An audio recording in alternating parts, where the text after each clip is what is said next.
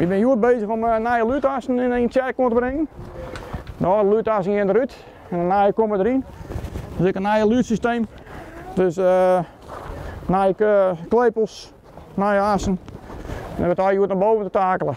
De Pauluskerk in Oudkerk staat in de Stegers. De toer wordt restaureren en de beugels die de kerkenklakken aanhingen worden vervangen. Want dat is het nodig. We zijn bezig met de voorbereiding van het onderhoud van de toer. En toen staat er in het rapport van de beugels waar dan de klok aan hangt, die moesten even wat ontroest worden en opnieuw verven worden.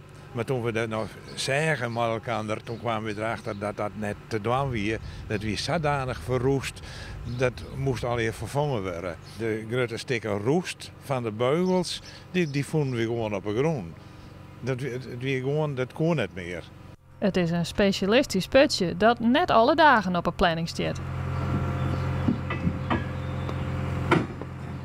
De kop moet er zeker bij, ja. Je zit mooi stijger en je zit met valbeveiliging.